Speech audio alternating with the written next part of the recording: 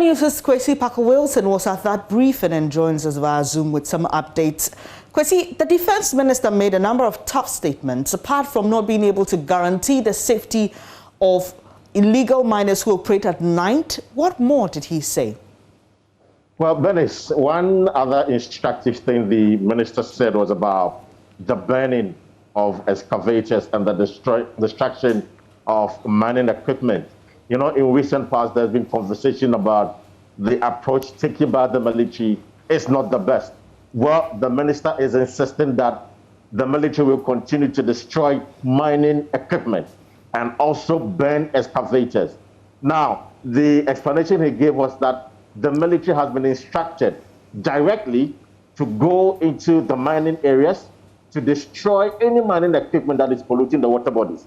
So they are not there to inspect your license. They are not there to check whether you're a legal mining company or an illegal mining company. The fact that you are working and your work or activities are polluting our water bodies and destroying our arable land, definitely the military is clothed with the powers and authority to burn your excavators and your mining equipment. Again, he has said that, well, going forward, the military will not engage in any act of discrimination. Any individual who is caught in the action obviously will be dealt with. So far, he gave us an update that 49 excavators have been burnt. A little over 200 some fines are destroyed, including some other mining equipment as well. And the reason he gave was that sometimes individuals are not operating within the red zone. They are actually operating outside the red zone. However, the activities is causing huge and great damage to the country's water bodies, and that is why they have taken this stand. Kwesi, now you asked the minister a question about the alleged renewal of Extra Gold Mining Company's license. Tell us his response to you. So the Lands and Natural Resources Minister, Samuel Abu-Jinapor, is clear in his mind that since he became the sector minister, he has not renewed any license for any mining company, not even given permit for exploration.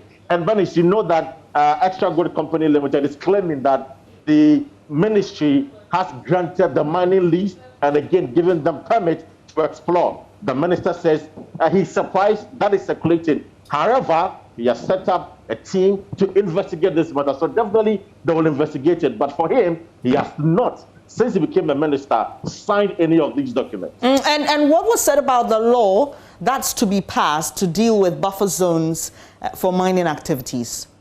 Yeah, so recently we saw some video from a military man and a Chinese man, and the military was explaining how the activities of the Chinese man, who happens to be a small-scale miner, was affecting the water bodies.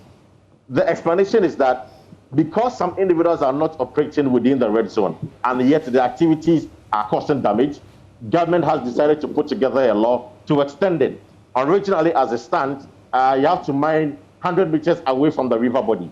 However, people are mining about 200 meters and still having problems with the water body. So they are going to Parliament to draft a new law that would probably say about 10 kilometers away from the water bodies, and also other things that would ensure that we protect the water bodies or the river lines and the tributaries as well. Because he says that some of the miners have diverted the rivers, and sometimes you don't even see the tributaries. So it's become a huge problem, and that is why he will endorse particularly, and that is the defense minister, that at least we make a law that will state that miners should do that 10 kilometers away from the water body. So we should expect the law when Parliament resumes next week. And talking about the law, we were also given an update on prosecution, right? Yeah, so he says that one Chinese man has been arrested and, of course, going through the process. This is for the third phase, I should say. This is for the third phase. There was no update on the first and the second phase. This press briefing was just an update on the third phase. So that is what we know. And any other individual who is involved, obviously, will be prosecuted by the police. Kwesi Parker-Wilson joining us live from the Information Ministry, where a press briefing was organized a while ago to update us on phase 3 of Operation Halt.